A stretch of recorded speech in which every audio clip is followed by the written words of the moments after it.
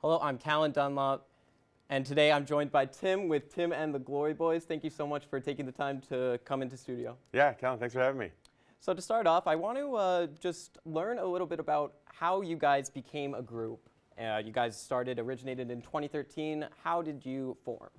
Well, it's a long story. I'll give you the short version. We were a Christian rock band for about a decade, and we did the whole thing. We traveled the world. We got to do that for a good 10 years, and then that ended, and we had to come up with something else. And all we had marketable skills-wise was running a band, so it had to be another band. So it kind of became the music of our upbringing. Like bluegrass is a big part of musically, like our roots, all of us in the band. So it made sense to just start a bluegrass band, and that's the short story for the origins. And it looks a lot different 10 years later today, but it came from that place.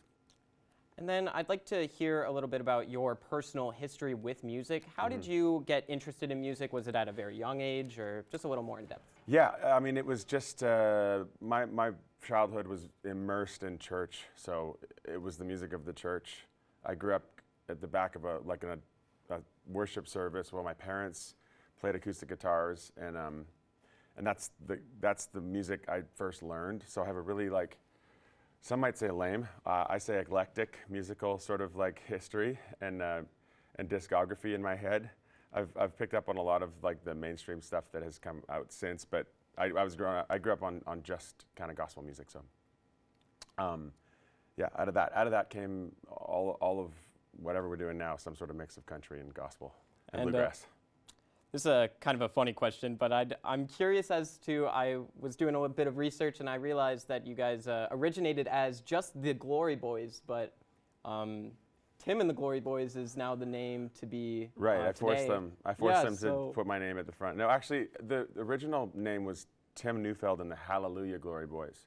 We wanted a name that had the most syllables so that it would just stick in the mouths of radio DJs if we ever made it onto the radio.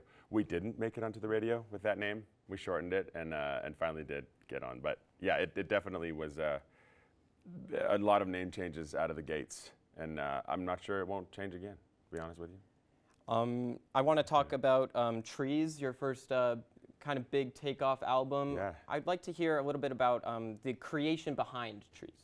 Yeah, it was with a longtime producer with the band. His name's Alan Salmon. He's probably one of the most underrated musicians and producers in Nashville. But he's been my guy forever, as Bono is to Daniel Lanois, I am to Alan Salmon, and yes, I am Bono in this in metaphor comparison. So Trees is an album about just my journey coming into bluegrass music. It is sort of that musical lattice work that sort of transitioned from a pretty CCM country gospel music. They're all the same kind of, but there's definitely ways in which they interact. And so coming into bluegrass was doing a lot of the spiritual songs that I had grown up with just a bluegrass flair, and they were all covers. And it was the first piece of music that I'd ever done that won a Juno. So I guess as soon as I stopped doing my songs that I wrote, the success came. Something to learn in that. Yeah, in 2022, you guys were nominated for Group of the Year by the Canadian Country Music Association. Yeah. I'd just like to hear how you guys feel being nominated for that. It's a huge honor, so just how you and the rest of the Glory Boys feel about it. Yes, well, I can't speak for them. I think they're excited. But yeah, we're just honored to be in the same conversations as these other artists.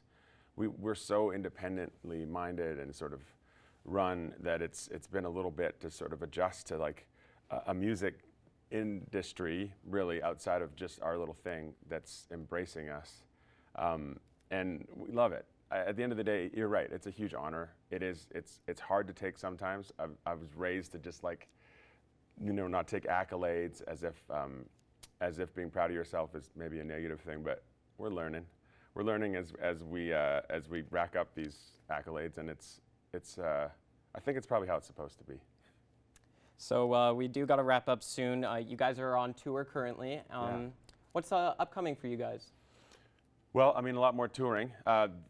Tonight, here in Lloyd, we're at the Vic Juba, right? Vic Juba, yeah. Vic Juba, best venue name of the tour so far.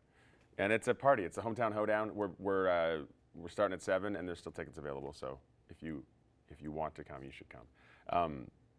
And then we're just continuing on through the prairies and eventually all the way to the East Coast, I think, by the end of this year. So lots more of this. Well, perfect. That's all the questions that I had. Thank you so much for taking the time and Yeah, coming you're in. welcome. Really appreciate it. Yeah, thank you for having me.